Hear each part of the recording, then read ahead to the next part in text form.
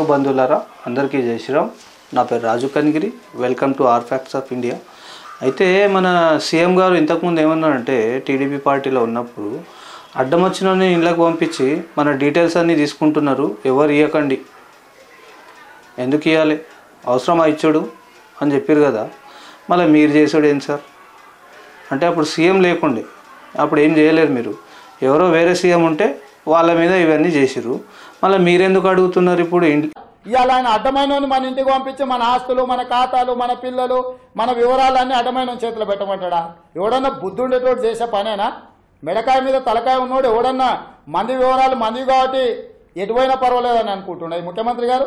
ఏమన్నా కనీస పరిజ్ఞానం జ్ఞానం ఉన్నోడు ఎవడన్నా చేసే పనేనా? ఇట్లాంటి వివరాలు సేకరించమంటాడా? దాని మీద ఆయన ఏదో పెద్ద ఎగిరి దుంకి ఏదో చేస్తున్నా అన్నట్టు డీటెయిల్స్ ఎందుకు అడుగుతున్నారు? ఇప్పుడు ఇంటింటికి పంపిస్తారు కదా మీరు కూడా అడ్డం వచ్చిన వాళ్ళని. ఇప్పుడు ఎవరు అడ్డం వచ్చిన వాళ్ళు అర్థమవుతుంది కదా. వాళ్ళు చేసినప్పుడు ఆ ధర్నీ చేసినప్పుడు చెప్పారు మీరు, ధర్నీ ఏదో చేసినప్పుడు మీరేమన్నారంటే ప్రతి అడ్డం వచ్చినకి మన డీటెయిల్స్ ఇవ్వద్దు, ఎవరు వచ్చినా కూడా ఏం రాపియొద్దు, డీటెయిల్స్ ఇవ్వద్దు అన్నారు. కరెక్టే. మళ్ళీ మీరు చేసేది ఏంటి సార్? ఎవరికో చెప్పుడు కాదు, వాళ్ళు చేస్తే మంగళవారం మీరు చేస్తే సోమవారమా? అట్లెట్లయితుంది? మీకెందుకు ఇవ్వాలి డీటెయిల్స్? కాబట్టి హిందూ బంధువులందరికీ కూడా దయచేసి చెప్తున్నా, ఎవ్వరు కూడా ఏం డీటెయిల్స్ ఇవ్వకండి. ఖాళీ పేర్లు ఆ ఫోన్ నెంబర్లు రాస్తే రాయండి, లేకపోతే లేదు. కానీ ఈ డీటెయిల్స్ అంతా ఇచ్చినాక మనకే ప్రాబ్లం. ఎందుకు ప్రాబ్లం అంటే వాళ్ళ పెద్ద ఆయన ఒక ఆయన కడిగే ఆయన ఏమన్నాడంటే, మేము ఇండ్లలో జొర్రి అల్మారీలు తీసి పైసలు తీసి పిల్లలు ఎక్కువ వాళ్ళకి పంచుతాము అని చెప్తున్నారు కదా. పిల్లలు ఎక్కువ ఎవరికి ఉన్నారండి? 16 మంది పందుల్లాగా మన హిందువుల్లో ఉన్నారా? మన హిందువుల్లో ప్రతి ఇంట్లో 2 లేకపోతే 3 మస్తు అయిపోయాయి. అంటే మనం సంపాదించింది వాళ్ళకి పెట్టడానికే ఈయన దొంగల్ని పంపిస్తాడు. ఎవరు? పెద్ద ఆయన కడిగే. కాంగ్రెస్ वाले क्या कर रहे हैं आपको मालूम? कांग्रेस वाले तुम्हारे घर में घुस के अलमारी तोड़ के पूरा पैसा निकाल के बाहर सब लोगों को बांट रहे, मुसलमानों को बांट रहे, जिनके बच्चे ज्यादा है उनको ज्यादा मिलेगा. भाई आपके पास बच्चे नहीं तो मैं क्या करूं? ఆ కడిగ ఏం చేస్తుండంటే దొంగల్ని పంపించి అంట మన అల్మారీలోకి వెళ్ళి పైసలు, బంగారం, మన ఆస్తులు అన్నీ గుంజుకొని ఏమంటారు 16 మంది పిల్లల్ని కాని వాళ్ళు ఉన్నారు కదా టోపీ పెట్టుకునేటోళ్ళు, వాళ్ళకు వంచుతాడంట ఈయన. మీ ఇంట్లో పిల్లలు తక్కువ ఉంటే నేనేం చేయాలి అని చెప్పిండు కదా ఆయన కూడా. ఆ పెద్ద మనిషి ఏమో అట్లా చెప్పిండు. ఏమని? పైసలు ధనం గినం ఎవరు సంపాదించారో వాళ్ళది మొత్తం తీసి ఎక్కువ మంది పిల్లలు ఎవరికైతే ఉన్నారో వాళ్ళకి ఇస్తామని చెప్పారు. మరి అది కరెక్టే, వాళ్ళ ప్రకారం వాళ్ళు పోతురు. కానీ మళ్ళీ వీళ్ళకి ఓటేసిన మన సన్నాసులు, మన హిందువులో ఉన్న సెక్యులర్ నా కొడుకులకు బుద్ధి జ్ఞానం ఉండాలి కదా కొద్దిగా. ఆ బుద్ధి జ్ఞానం లేనందుకే వాళ్ళు గెలిచిరు ఈరోజు. వాళ్ళు మన వాళ్ళకి బుద్ధి జ్ఞానం ఉంటే వాళ్ళు ఎందుకు గెలుస్తుండే కదా. కాబట్టి హిందూ బంధువులారా, ఇప్పుడన్నా కొద్దిగా సెక్యులర్ హిందువులారా కళ్ళు తెరవండి, కళ్ళు తెరిచి చూడండి. ఏం ఇంటికి రాగానే అన్ని డీటెయిల్స్ ఇవ్వకండి, వాళ్ళకి ఆధార్ కార్డు అసలే ఇవ్వకండి దయచేసి. ఎందుకంటే ఈ డీటెయిల్స్ అన్నీ ఇచ్చి మనం మోసపోవాల్సి వస్తుంది తర్వాత. ముందే చెప్తున్నా నేను, మోసపోకండి, ఎవ్వరు కూడా మోసపోకండి దయచేసి. ప్రతి హిందువుకి చెప్తున్నా నేను. ఈ వీడియో చూసిన వాళ్ళు కూడా మన హిందువుల గ్రూప్లలో ఎంతమంది అయితే ఉన్నారో అందరికీ కూడా పంపించండి. ఏమన్నారు ఈయన మన రేవంత్ రెడ్డి గారు ఏమన్నారు ఇంతకుముందు? అడ్డం వచ్చిన వాళ్ళకి పంపిస్తే మనం డీటెయిల్స్ ఇవ్వకండి అని చెప్పిండు కదా. మనం కూడా అదే పాట వాడాలి. ఇప్పుడు మళ్ళీ మీకెందుకు అయ్యా అదంతా మేము కూడా ఇయ్యం. మీరు మంచి పని చేసిరు అప్పుడు చెప్పింది అట్లా, ఇప్పుడు చేసిందేమో ఇట్లా. మన హిందూ బంధువులు ఎవ్వరు కూడా కానీ డీటెయిల్స్ ఇవ్వకండి. ఎందుకంటే ఈ కాంగ్రెస్ పార్టీకి అలవాట్లు ఏంటంటే ప్రతి కులాన్ని విడగొట్టి హిందువుల్ని ఏకం కానియకుండా, హిందువులు ఏకమైతే మనలాంటి వాళ్ళకి కష్టం అని చెప్పేసి వీళ్ళకి తెలుసు. ఆల్రెడీ తెలిసినందుకే వీళ్ళు ఏం చేస్తారంటే హిందువుల్ని ఏకం కానియొద్దు, హిందువుల్ని విడివిడిగానే పెట్టాలి. విడివిడిగా ప్రతి కులాన్ని విడగొట్టి మనం పాలిస్తేనే మన హిందువులు అర్థం చేసుకోవాలి. ఇప్పటిదాకా ఓట్లు ఎంతమంది వేసారో, హిందువులు లేకపోతే వాళ్ళు ఎట్లా గెలుస్తుండే. కానీ హిందువులు వేసినందుకే కాంగ్రెస్ పార్టీ గెలిచింది. అందుకని నేను ఏం చెప్తున్నా అంటే ఓట్లు వేసిన వాళ్ళు కూడా ఆలోచించండి ఒకసారి. అందరు కూడా ఆలోచించండి. నేను నా ఒక్కని కోసం చెప్తాలే, అందరి కోసం, మన హిందువుల కోసం చెప్తున్నాను నేను. నా ఒక్కని కోసం అయితే వేరు, నాకేం వద్దు. నాకు ఇప్పటిదాకా ఒక రేషన్ కార్డు కూడా లేదు వీళ్ళది, కానీ నాకేం అవసరం లేదు. మన అందరి కోసం చెప్తున్నాను నేను. ఎవరు కూడా ఇంటికి వచ్చి ఆ 70-80 ప్రశ్నలు ఉంటాయంట. అన్ని ప్రశ్నలకు మీరు జవాబు చేస్తే టైం ఉన్నా లేకున్నా, మీరు ఫ్రీగా ఉన్నా కూడా కానీ అన్ని ప్రశ్నలకు జవాబు ఇవ్వకండి. మీ ఆధార్ కార్డు అయితే అసలు ఇవ్వకండి, మిగతా డీటెయిల్స్ ఏమి ఇవ్వకండి. రాస్తే ఆ పేరు ఫోన్ నెంబర్ ఒకటే, ఫోన్ నెంబర్ కూడా రాస్తే రాయండి, లేకపోతే లేదు. రాస్తే ఆ ఫోన్ నెంబర్ ఒకటే రాస్తే రాయండి, లేకపోతే లేదు. కానీ పేర్లు ఒకటి రాయండి చాలు. మిగతా ఏం డీటెయిల్స్ ఇవ్వకండి. ఎందుకండి ఎవరండి వీళ్ళు ఎవరు మన డీటెయిల్స్ అడగడానికి చెప్పండి ఒకసారి. మీరు కూడా ఆలోచించండి ఒకసారి. ఎందుకు ఇవ్వాలి వీళ్ళకి డీటెయిల్స్? ఎందుకు ఇవ్వాలి? ఏం చేస్తారు వీళ్ళు తీసుకుపోయి? ఇంతకుముందు కూడా మనం ఎన్నో ఫామ్లు నింపినాం. పన్నులు ఇడిచిపెట్టి పోయి లైన్లో నిలబడి ఫామ్లు నింపితే డబల్ బెడ్రూమ్లకు అని నింపినాం. రేషన్ కార్డు లేని వాళ్ళు రేషన్ కార్డు కోసం నింపిరు. ఇంకేమో 500 గ్యాస్ కోసం నింపిరు. ఇంకా కరెంట్ బిల్ కోసం నింపిరు. ఏడున్నాయి ఎవరికి వచ్చినాయి? పెద్ద పెద్ద బిల్డింగ్లు ఉన్న వాళ్ళకి వచ్చినాయి. మిగతా వాళ్ళకి ఎవరికి లేదు. ఏడునో ఒకటి కనిపిస్తుంది. పెద్ద బిల్డింగ్ ఉన్నకి 1 మీటర్ ఫ్రీ, అంటే అదే 200 యూనిట్లు. అది మళ్ళీ గ్యాస్ కూడా ఎవరికైంది? అందరికైందా? కాలేదు. మళ్ళీ ఎందుకు టైం వేస్ట్ చేసిర్రు జనాలది? జనాలు ఎంతోమంది పనికి పోయేటోళ్ళు పనికి పోకుండా ఆ రోజు వాళ్ళ నష్టం వేరు. పనికి పోకపోతే ఎంత నష్టం అవుతుంది అది ఆలోచిస్తురా? ఏం లేదు. జనాల గురించి మాకెందుకు, మేము చెప్పింది చేస్తే చాలు. ఇప్పుడు కూడా జనాల పైసా వేస్ట్ అవుతుంది. ఎట్లా వేస్ట్ అవుతుంది? ఆ ప్రింటింగ్ ఖర్చులు, వీళ్ళకు పంపించిన వాళ్ళకి ఇవ్వాలి, ఆ పేపర్ ఖర్చులు, ఇవన్నీ ఉంటాయి. వాళ్ళు పోనీకే రానికే పెట్రోల్ ఖర్చులు, ఇవన్నీ బేకారు. ఎవరి పైసలు ఇవి? మన పైసలు, మన జనాల పైసలు ఇవి. ఏ గవర్నమెంట్ కూడా కానీ వాళ్ళ ఇంటి నుంచి ఏం తెచ్చి పెట్టదు. మన జనాల పైసలే మనకు దిప్తారు. ఇప్పుడు లాస్ అయ్యేది కూడా మన జనాలే. మన జనాలకు మాత్రం బాగా నష్టమవుతుందని చెప్పేసి నాకు బాధ అనిపిస్తుంది. ఆ బాధ చూడలేక నేను చెప్తున్నా, హిందూ బంధువులారా, ఇంటికి వస్తే మాత్రము కులం కోసం, కులగణన కోసం అని చెప్పి కులాలుగా విడగొట్టి వీళ్ళు ప్రతి ఒక్కరు ఇంటింటికి తిరుగుతున్నారు, అడుక్కు తినేటోళ్ళు తిరిగినట్ల. అందుకని నేను ఏం చెప్తున్నా అంటే, ఈ అడుక్కు తినేటోళ్ళకు ఒకవేళ రాపిచ్చినా కూడా ఆధార్ కార్డు డీటెయిల్స్ మాత్రం రాపియకండి. ఆధార్ కార్డు వాళ్ళ చేతికి ఇవ్వకండి. ఆధార్ కార్డు అవి ఇచ్చిరంటే బ్యాంక్ బ్యాలెన్స్ కూడా సాఫ్ చేస్తారో ఏమో మన భయం అవుతుంది మనకైతే. అందుకని చెప్తున్నా, రాపిస్తే పేర్లు రాపియండి. ఆ క్యాస్ట్ అని ఏడైతే ఉంటుందో ఆడ హిందూ అని రాయించండి. మీరు హిందువులు అయితే, లేదు సెక్యులర్ అయితే ముస్లిం ఇంకేమని రాపించండి, మీ ఇష్టం, సావండి. మీరు మీ ఇంట్లో వచ్చే వరకు మీకు తెలియదు ఎప్పుడన్నా కానీ. ముందు జాగ్రత్తగా చెప్తున్నాను నేను హిందూ బంధువుల కోసం. రైతు భరోసా ఏడుంది? రైతు భరోసా 6 గ్యారెంటీలు ఏడున్నాయి? సగం మందికి చేయలేదు. రైతు భరోసా, రైతు బంధు తీసి రైతు భరోసా 15,000 ఇస్తాం మేము ఎకరాకి సంవత్సరానికి అని చెప్పి ఇప్పటిదాకా ఏ ఒక్క రైతుకు రైతు భరోసా ఇవ్వలేదు. కౌలు రైతులకు 15,000 ఇస్తామని చెప్పి సంవత్సరానికి ఎకరాకి ఇప్పటిదాకా ఏ కౌలు రైతుకు ఇవ్వలేదు, ఏ సొంతంగా పట్టా ఉన్న రైతుకు ఇవ్వలేదు. రైతు కూలీలకు 12,000 ఇస్తామని చెప్పి ఇప్పటిదాకా ఎక్కడ ఇవ్వలేదు. ఇచ్చిన ఏ మాట నిలబెట్టుకోకుండా 500 రూపాయల బోనస్ కూడా ఇవ్వనటువంటి పరిస్థితిలో మా 6 గ్యారెంటీలు నెరవేర్చడం తెలంగాణ మోడల్ అవుతుంది దేశానికి అని చెప్తున్నారు. అన్ని అబద్ధాలు చెప్పుకుంటా ప్రజల్ని మోసం చేసుకుంటా ఒక పక్క మహిళలకు ఏం చెప్పి మహాలక్ష్మి ప్రతి మహిళకు 2,500 రూపాయలు నెలకు ఇస్తామని చెప్పి ఇప్పటిదాకా ఏ ఒక్క మహిళకు ఇవ్వలే. 2,000 పెన్షన్ 4,000 చేస్తామండి, ఎక్కడ ఇప్పటిదాకా ఇవ్వలే. భర్తలను పోగొట్టుకొని వితంతువులైనటువంటి ఎంతోమంది మహిళలకు ఇప్పటిదాకా 11 నెలలు అయింది ప్రభుత్వం వచ్చి, ఒక్కరికి పింఛన్ ఇవ్వలే. చదువుకున్న పిల్లలు నిరుద్యోగులకు నెలకు 4,000 రూపాయలు నిరుద్యోగ భృతి ఇస్తామని హామీ ఇచ్చిండ్రు, ఇప్పటిదాకా ఒక్కరికి ఇవ్వలే. గృహలక్ష్మి కింద ప్రతి ఒక్కరికి 5 లక్షలు పెట్టి ఇండ్లు ఇస్తామని ఇప్పటిదాకా ఒక్కరికి ఇవ్వలే. కళ్యాణ లక్ష్మి కింద 1,00,000 రూపాయలు తులం బంగారం అని ఇప్పటిదాకా ఒక్కరికి ఇవ్వలే. చదువుకున్న పిల్లలకు, డిగ్రీ చేస్తున్నటువంటి ఆడపిల్లలకు ఎలక్ట్రిక్ స్కూటర్లు ఇస్తామని ఇప్పటిదాకా ఇవ్వలే. 2 లక్షల మంది నిరుద్యోగులకు ఉద్యోగాలు ఇప్పిస్తామన్నారు, 50,000 ఉద్యోగాలు ఇచ్చామని చెప్పి అబద్ధాలు మాట్లాడుతున్నాడు ముఖ్యమంత్రి. ఇచ్చినవి 4-5 వేలు కూడా లేవు. ఇట్లా అన్ని అబద్ధాలు చెప్పి ప్రజల్ని మోసం చేస్తూ పోతున్నటువంటి పరిస్థితి ఇప్పుడు తెలంగాణలో మనం చూస్తూ ఉన్నాం. మరి ఇది తెలంగాణ రాష్ట్రంలో అబద్ధాలు చెప్పుకుంటూ ఈరోజు తెలంగాణ ప్రజల్ని మోసం చేసి అధికారంలోకి వచ్చినటువంటి కాంగ్రెస్ పార్టీ రోజు రైతులను కూడా ఆదుకునేటటువంటి పరిస్థితులు లేదు. రైతుల పొలాలలో ఉన్నటువంటి పంటను తీసుకొచ్చి కళ్ళాలలో ఈడ అమ్మే సెంటర్లలో ఎక్కడైతే సెంటర్లను పెట్టినరో వరి ధాన్యం కొనుగోలు సెంటర్లలో తీసుకొచ్చి పోసుకున్నటువంటి వాళ్ళు పచ్చి ఉంది మళ్ళీ పోసుకోవాలంటే మళ్ళీ వాళ్ళ పొలం కాడికి తీసుకుపోవాలి. రాని ఇంకా పోనీ ఇంకా ట్రాన్స్పోర్ట్ ఎవరు ఇస్తారు? అంటే ఒక పంట అమ్ముకోవాలంటే ఎంత ఖర్చు ట్రాన్స్పోర్ట్కి పెట్టుకోవాలి వీళ్ళు? ఆరబోసుకునేది కాదు, జరడబట్టడానికి మళ్ళీ దానికి కూలీలు చెల్లించుకోవాలా? ఈ విధంగా అనేక రకాలుగా రైతులను ఇబ్బంది పెడుతున్నటువంటి ప్రభుత్వం తీరును ఎంబడే దీన్ని మార్చుకోవాలా, పునఃసమీక్ష చేసుకోవాలి. ఎంబడే రైతులకి ఎక్కడి పొలాల్లో వాళ్ళ పొలాల్లో ఉన్నటువంటి ధాన్యాన్ని అక్కడనే కొనుగోలు చేసేటటువంటి విధంగా ఎవరైతే మిల్లర్లకు మీరు కేటాయించిండ్రో ఆయా కొనుగోలు సెంటర్లను దాని కింద ఉన్నటువంటి ఆ రైతుల యొక్క పొలాలన్నింటిలోని అక్కడికే వెళ్ళి కొనేటటువంటి విధంగా కూడా ఎంబడే రాష్ట్ర ప్రభుత్వం నిర్ణయం తీసుకొని రైతులకు న్యాయం చేయాలని చెప్పి మేము ఈ సందర్భాన్ని నేను కోరుతా ఉన్నా.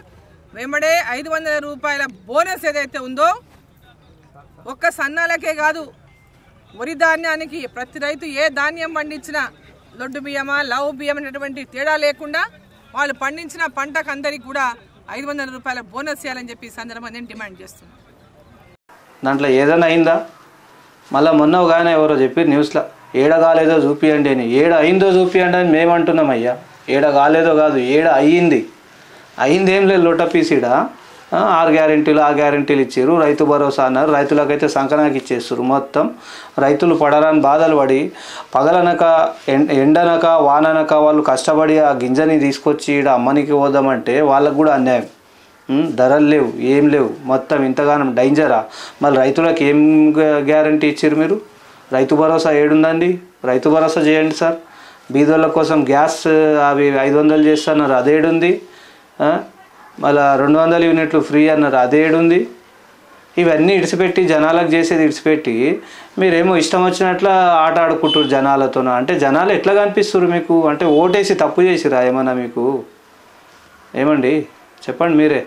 ఒక ముళ్ళ పంది ఏమంటుందంటే 16 మంది పిల్లల్ని కానీ పంది, ఆ పంది ఏమంటుందంటే మన హిందువులు ఏం నడవదు భారతదేశంలో, ఓన్లీ ముస్లింలు ఒకటే నడవనిస్తాం మేము అని అంటుందన్నమాట. ఎట్లా నడవనిస్తారండి? ఏడు నుంచి వచ్చిరండి? మీరు ఒకప్పుడు హిందువులే కదా, ఏదో తల్వారీడ పెట్టంగానే కోసుకొని కన్వర్ట్ అయిపోయిన వాళ్ళు మీరు. ఆ నిజాలు తెలుసుకుంటే మళ్ళీ రిటర్న్ అయిపోతారు. కానీ మీకు తెలియనిస్తలేరు. మీ మౌలీలు మీ స్కూళ్ళల్లో చిన్నప్పటి నుంచి చదివిస్తారు మీకు. ఆ మదర్సాల ఏం నేర్పిస్తారు? వీళ్ళంతా హిందువులు ఎట్లా కొయ్యాలి, ఈ దేవీ దేవతల్ని ఆరాధించేటోళ్ళని రాళ్ళ తీసుకొని కొట్టాలి, ఇవన్నీ నేర్పిస్తారు. కాబట్టి మీ మైండ్లో మొత్తం అదే జరిగింది. మాకు అవన్నీ నేర్పించలేరు. మా భగవద్గీతలో కూడా లేదు, మాకు నేర్పించలేరు కూడా మా వాళ్ళు. అందుకని చెప్పేసి మా వాళ్ళు ఏమనుకుంటారు అంటే మనమంతా ఒకటి అని మా వాళ్ళు అనుకుంటారు. మీ వాళ్ళు ఏమనుకుంటారు? పందులు అంటే మేము మాది నడవాలి, మీదేం నడవద్దు అంటే మీ అయ్య జాగిరా ఏమన్నా దేశమీడ? మీ ఇల్లా మీ అయ్య జాగిరా? ఎక్కడుందండి? ఎక్కడొచ్చి ఏమేమి మాట్లాడుతారు? అసలు వీళ్ళు ఇక్కడ వాళ్ళేనా లేకపోతే ఎక్కడి నుంచి అని వచ్చిరా అని డౌట్. ఈ రోహింగ్యాలా లేకపోతే బంగ్లాదేశ్ పాకిస్తాన్ నుంచి కానీ పారిపోయి మన భారతదేశానికి వచ్చిరేమో. మళ్ళీ అటువంటి వాళ్ళే ఈ మాటలు మాట్లాడతారు. ఇంకోటి, మన గుళ్ళ ముందల వీళ్ళు ఏమేమి పెడతారు? ఇలా చిన్న 2-3 రాళ్ళు పెట్టి ఒక దర్గాలాగా తయారు చేసి మన గుళ్ళ ముందల వాళ్ళ దర్గాలు ఎంతండి? వాళ్ళకి ఎంత హక్కు ఉంటే ఇది అన్నీ పెడతారు, వాళ్ళకి ఎంత ధైర్యం ఉంటే పెడతారు. మళ్ళీ మన హిందువులు ఆ గుళ్ళకు వచ్చే హిందువులు ఏమైనా కళ్ళు మూసుకొని పోతురా?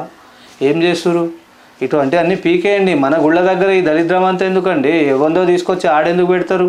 హిందువులు అడగరా? ఇక ఇంకెప్పుడు అడుగుతారు చెప్పండి? బంగ్లాదేశ్లో హిందువులు ఖాళీ అవుతారు ఆల్రెడీ, ఎంతోమంది చనిపోయారు. పాకిస్తాన్లో ఖాళీ, ఎంతోమందిని చంపేసారు, కన్వర్ట్ చేసేసారు. ఇంకా ఆఫ్ఘనిస్తాన్లో అదే పని అయింది. ఇప్పుడు భారతదేశం మీద పడ్డారు. ఇంకా మన హిందువులు ఇట్లే పండుకుంటే మీరు సంపాదన ఏం చేస్తారు? సంపాదించి ఏం చేస్తారండి మీరు? మీరు మీ పిల్లలే లేనప్పుడు మీరు సంపాదించి ఏం చేసుకుంటారు అంట నేను. దీంట్లో ఏమైనా తప్పు ఉంటే నాకు కామెంట్ చేయండి, పర్లేదు. నేను చెప్పేది ఏంటంటే ఇప్పుడు మన ఇంట్లో 2-3 పిల్లలు ఉన్నారు కదా, వాళ్ళ ఇంట్లో క్రికెట్ టీం కాదు 16 మంది పందులే ఉంటాయి. 1-2 కాదు 16 మంది పందులు ఉంటాయి. ఆ పందులన్నీ ఒక్క గుంపు ఒక ఇంట్లోకి జోరితే ఆ ఇల్లు కబ్జా కథం. ఆల్రెడీ మీరు గిగ్బోర్డ్ అని చెప్పేసి మన టెంపుల్లో కేసులు పెడుతురు, మన ఇండ్ల కేసులు పెడుతురు, చాలా కథలు అవుతున్నాయి. మళ్ళీ ఇంకా ఇప్పుడు మనం హిందువులం ఇంకా నిద్రపోతే ఎట్లా? మన హిందువులు నిద్రపోవద్దు, ఇక లేవాలి, మనం లేచి పోరాడాలి. ఇంకా పోరాటం అంటే మనది మనం తీసుకోవాలి. ఇప్పటిదాకా బోర్డులో ఎన్నైతే పోయినాయో మన భూములు అన్నీ మనం రిటర్న్ తీసుకోవాలి. ఆ పని చేయాలి. మనం చేయకపోతే ఇక బతకలేము మనం భారతదేశంలో. ఇంకా ఇట్లే వానికి ఏమైతే నాకెందుకు, వీనికి ఏమైతే నాకెందుకు అని బతుకుతే మీ ఇంట్లోకి కూడా రేపటి రోజు అదే కథ అవుతుంది. మీ ఇంటికి కూడా ఒకడు వస్తాడు, ఒక లెటర్ పెట్టి పోతాడు. ఏమని? మీ ఇల్లు వక్బోర్డ్ కింద ఉంది, వదిలేసి దొబ్బేయాలి. ఆ వక్బోర్డ్ కాడ నువ్వు పోతే ఎవడన్నా మాట్లాడతాడు అనుకున్నావు నీతో? అందులో ఉన్నదెవరు వక్ బోర్డులో మెయిన్ వాళ్ళే. అవే పందులు. ఏమైనా మన హిందువులు ఉన్నారా వక్ బోర్డు కాడ మాట్లాడనీకే? ఆ కోర్టులో ఎవడన్నా మన హిందువులు ఉన్నారా? లేరు. మళ్ళీ ఈయన ఏమన్నాడు, ఓవైసీ టీటీడీలో ముస్లింలు ఎట్లా ఉండరు అంటే, వచ్చి ఏం చేస్తారా, పెద్ద కూర తిని ముస్లింలంతా ఆడ మా గుళ్ళకు వస్తారా? మా గుళ్ళల్లో ముస్లిం మెంబర్ని పెట్టడానికి ఏం అవసరం చెప్పండి? మీరు పెద్ద కూర తిని మా గుళ్ళలోకి వస్తారా? ఉన్నది మొత్తం నాశనం చేయనికేనా? అట్లా ఎట్లా వస్తారండి? రారు కదా అట్లా. అందుకని నేనేమంటున్నా, మన హిందువుల టెంపుల్ల కాడ కానీ, హిందువుల ఏ టెంపుల్ అయినా కానీ, చిన్నది పెద్దది అని కాదు, ఇతర మతస్థులకు షాపులు పెట్టనియరాదు. ఇది మనము చేయాలి. ఇది కంపల్సరీ, ఇది మనకు అవసరం. ఇప్పుడు ఇది కానీ చేయకపోతే ఆ టెంపుల్ని కూడా లాగేసుకుంటారు వీళ్ళు. ఒక్క షాప్ ముందు ఒక పంది వచ్చి పెడుతుంది, మిగతా పందులన్నీ తీసుకొచ్చి మెల్లగా షాప్లని అంతా సాఫ్ చేసి ఉన్న మన హిందువుల షాపులను కూడా మొత్తం క్లీన్ చేసి మొత్తం ఈ రౌండ్గా అన్ని పందులు అవుతాయి కదా, గుడి చుట్టుముట్టు పందులు అయితే ఇంకేంది ఎట్లుంటుంది చెప్పండి మీరే. ఇక 4 రోజుల తర్వాత ఒక లెటర్ పెట్టేస్తారు, ఈ గుడి కూడా కబ్జా. ఎట్లా కబ్జా? వక్ బోర్డు కింద ఉంది గుడి. ఫస్ట్ ఒకప్పుడు వక్ బోర్డుది గుడి, ఈ జాగా వక్ బోర్డుది, మీరు వదిలేయాలి అన్నప్పుడు పోయి మనం గొడవడలేము. ఎట్లా? ఎందుకు? అందుకనే చెప్తున్నా, మన టెంపుల్ల దగ్గర ఏ ఇతర మతస్థులని షాపులు కానీ ఎటువంటి వస్తువుల అమ్మకాలు కానీ చేయనీయకండి. మన హిందువులు నిద్ర లేవండి దయచేసి. హిందువులు నిద్ర లేస్తే ఇవన్నీ చక్కగా అవుతాయి, మన హిందువులు అందరం బాగుపడతాం, మంచిగా ఉంటాం. లేకపోతే ఈ పందులన్నీ వచ్చి గుడి అని కాదు, ఇల్లు అని కాదు, అన్నీ సాఫ్ చేస్తాయి. కాబట్టి మన హిందువులు ఉన్న ఏరియాలో కూడా వాళ్ళకి షటర్లు కానీ రూమ్లు కానీ రెంట్లకు ఇవ్వకండి ఇతర మతస్థులకు. ఇతర మతస్థులకు ఇచ్చినందుకే ఓల్డ్ సిటీ అంతా ఏం గత అయిందో తెలుసా మీకు? ఎట్లయింది ఓల్డ్ సిటీ? ఓల్డ్ సిటీ అనే కాదు, ఇప్పుడు మొత్తం నడుస్తుంది కథ. అందుకని చెప్తున్నా, హిందూ బంధువులారా దయచేసి మీకు దండం పెట్టి మరీ చెప్తా, ఎవరే కానీ వాళ్లకు షటర్లు రూమ్లు రెంట్లకు ఇవ్వకండి. మన గుళ్ళ దగ్గర ఎటువంటి షాపులు పెట్టనియకండి. ఎందుకు పెట్టనియకండి అంటే, వాళ్ళ మస్జిద్ల కాడ కానీ వాళ్ళ దర్గాల కాడ కానీ మన హిందువుల్ని ఒక్కరన్నా నెగ్లనిస్తారా? ఇల్లు ఎలగొట్టేస్తారు, రానియరు. అసలు ఎలగొట్టేసుడు తర్వాత పని, కానీ ఫస్ట్ అయితే రానియరు. అటువంటిప్పుడు వీళ్ళకి మనం ఎట్లా పెట్టుకుంటామండి? మన వాళ్ళకి బుద్ధి జ్ఞానం ఉండాలి కొద్దిగా. ప్రతి గుళ్ళ మన భారతదేశంలో ఎక్కడెక్కడైతే ఉన్నాయో అన్ని గుళ్ళ కాడ నుంచి వీళ్ళ షాపులు పీకేయాలి. వీళ్ళ షాపులు మనం పెట్టొద్దు. వీళ్ళని పెడితేనే చాలా డేంజర్. అదొక న్యాయం ఉంటుంది షరియా అని. అంటే అదేంటంటే, ఆ న్యాయం ఎట్లా చేస్తారంటే, ఇప్పుడు ఒకవేళ ఒక అమ్మాయిని అత్యాచారం చేసిండు అనుకోండి, వాడిని రోడ్డు మీదనో లేకపోతే ఎక్కడైనా బయట తీసుకుపోయో చంపేస్తారు, ఉరి తీసేస్తారు. అదొకటి. ఇంకోటి ఏం చేస్తారు, కాల్చి చంపేస్తారు. దొంగతనం చేసినా కాల్చి చంపేస్తారు. మానభంగం మర్డర్లు చేసినా కాల్చి చంపేస్తారు. అది షరియా లా. ఆ లా అట్లుంటుంది అనమాట. మన భారతదేశంలో తీసుకురావాలి అది. ఆ షరియా లా తీసుకొస్తే బొచ్చెడు పందులు చచ్చిపోతాయి. పందులు చంపవచ్చు, కానీ మన వాళ్ళకి ఇక్కడ శాత కాదనమాట. మన గవర్నమెంట్కి అంతగానం సీన్ లేదు. ఇప్పుడు ఈ పందులన్నీ గుంపుకు వచ్చి మన గుళ్ళ మీద పడుతున్నాయి. చాలా గుళ్ళ, 1-2 కాదు, చాలా గుళ్ళైనాయి భారతదేశంలో. ఏమైనా కూడా ఏమని చిత్రీకరిస్తారంటే, ఆడు మెంటల్గా ఉండే, ఆయనకి తెలియదు పాపం, మతి సిమ్మితం లేదు. మళ్ళీ మతి సిమ్మితం లేనివానికి గుళ్ళే దొరుకుతాయా? గుళ్ళు ఒకటే దొరుకుతాయా మతి సిమ్మితం లేని వాళ్ళకి? ఉన్నాయి కదా. ఇంకా ఆ మస్జిద్లలోకి పోవాలి, ఆ చర్చిలలోకి పోవాలి. ఈ గుళ్ళలో ఎందుకు రావాలయ్యా మతి సిమ్మితం లేకపోతే? ఒకడు అన్నాడు కూడా ఆల్రెడీ, శంషాబాద్లో పట్టుకున్నాడు. ఏమన్నా అంటే, మా అమ్మ చెప్పినందుకు నేను పోయి వలగొట్టేసిన అని చెప్పారు. అంటే మీ పెద్దోళ్ళు ఇవే నేర్పిస్తారన్నమాట. గుళ్ళలో గులగొట్టండి, హిందువులు ఎవరైనా కనిపిస్తే రాళ్ళతోనే కొట్టండి, హిందువుల్ని చంపేయండి. ఇవే కథలా మీవి? ఒకవేళ ఇదే హిందువులు గాన తిరగబడితే, మా హిందువులలో ఒక 10% గాన మీలాగా చేస్తే, ఈ భారతదేశంలో మీ ముస్లింలు పందులు, అంటే అందరు కాదు, ఇటువంటి జిహాదీగాళ్ళకి చెప్తున్నాను, ముస్లింలు అందరికని అనుకోకండి దయచేసి, అందరికీ చెప్తలే, ఇటువంటి పనులు చేసే వాళ్ళకి మాత్రమే చెప్తున్నాను. ఎవరు కూడా దీన్ని సీరియస్గా తీసుకోకండి. చేయనోళ్ళు, చేసే వాళ్ళ కోసం ఒకటే చెప్తున్నాను. వాళ్ళ దాంట్లో ఎట్లుంటారంటే, ఆయన తమ్ముడు దొంగ ఉంటాడు కదా, వీని అన్న ఉందల మనం కానీ, అరే నీ తమ్ముడు దొంగతనం చేసిండ్రా అంటే ఆడు నా మీద వస్తాడు, కానీ దొంగతనం ఎందుకు చేసినావురా అని వానికి ఒక్క మాట చెప్తారనమాట. అందుకని నేను చెప్తున్నా, దీన్ని ఎవరు ఏమని అనుకోండి, వారిని కానీ అనుకోండి, లేకపోతే మీరు చేసే పనులు నేను చెప్తున్నా అని మీకు ఏమైనా కోపం వచ్చినారా అని ఏమైనా కానీ నాకు సంబంధం లేదు అది. ఎందుకంటే మా హిందువుల మీద ఇన్ని దౌర్జన్యాలు జరుగుతున్నాయి, మా గుళ్ళు కూలుతున్నాయి, మా అమ్మవారి విగ్రహాలు కూలుతున్నాయి, ఇవన్నీ అవుతున్నాయి కదా, చూడలేక నేను మాట్లాడుతున్నా. ఏమండి? అందుకని నేను ఏం చెప్తున్నా అంటే ఈ పందులకు నమ్మకండి, మీ ఏరియాలో కూడా రానియకండి. దయచేసి హిందువులు జాగ్రత్తగా ఉండండి, అందరు మేల్కోగా ఉండండి, పడుకోకండి దయచేసి. ఆ అబ్దుల్ గిబ్దుల్ మనోళ్ళు గినోళ్ళు అవన్నీ వదిలేండి. ఎవడు మన అయ్యకేం పుట్టలేడు, వాళ్ళు ఎవరు పుట్టాలో వాళ్ళకే పుట్టిరు. అది అయిపోయింది కథ, మనకు అవసరం లేని కథ అది. అందుకని నేను చెప్తున్నా మన హిందువులు కూడా జాగ్రత్తగా ఉండండి. ఇంకో విషయం ఏంటంటే ఇప్పుడు ట్రాఫిక్ రూల్స్లు కూడా మారినాయి కదా. రాంగ్ రూట్లో పోతే ఎక్కువ పైసలు, జైలు శిక్షలు ఇవన్నీ మస్తు అయినాయి. సిగ్నల్ జంప్ చేసే జైలు శిక్షలు, బండి లోపలేస్తారు, ఇంత అమౌంట్ కట్టాలి, 20,000 10,000 ఎంతో 3-4 ఎంతనో కట్టాలి. కానీ అదే హిందువులకు చేస్తారు, అది హిందువులకు మాత్రమే చేస్తారు.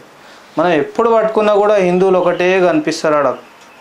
మరి ముస్లింలు టోపీలు పెట్టుకొని అది ముందు నుంచే పోతారు. ట్రాఫిక్ పోలీసు వాళ్ళు ముందు నుంచి టోపీ పెట్టుకొని ముగ్గురు 3 పందులు పోతాయి ఒక్కొక్క బండి మీద. ఇంకో విషయం ఏంటంటే వాళ్ళ బండ్లకు ఒక నంబర్ లేకుంటుంది.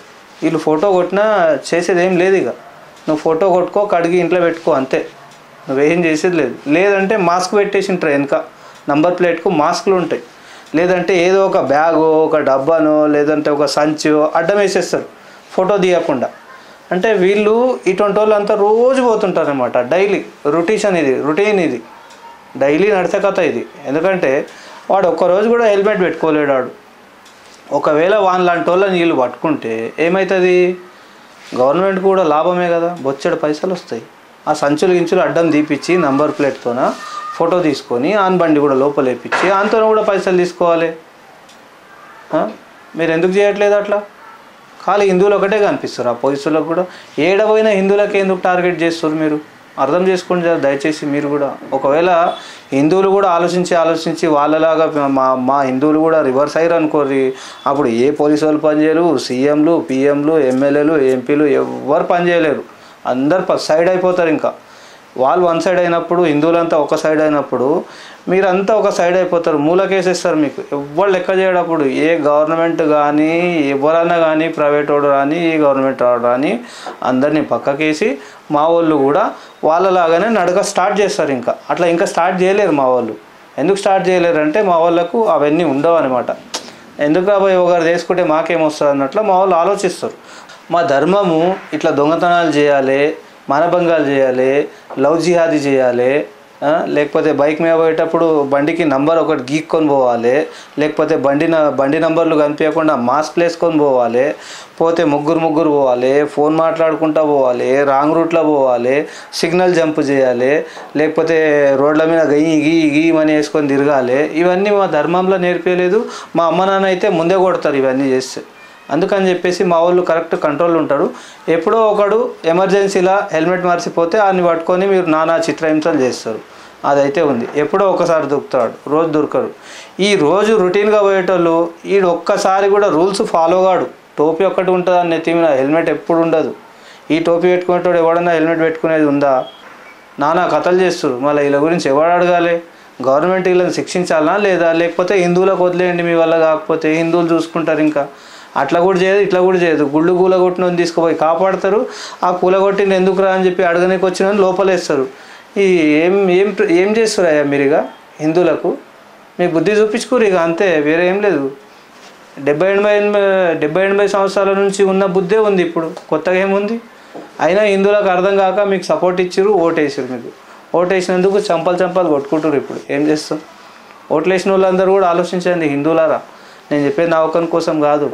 దయచేసి ఈ వీడియో చూసిన వాళ్ళు ఒక 10 మంది హిందువులకు షేర్ చేయండి, లైక్ కొట్టండి. మీ ఒక్క లైక్ వల్ల ఒక 10 మందికి వీడియో చేరుతుంది అని చెప్పేసి నా మనవి. అందరికీ కూడా జై శ్రీరామ్.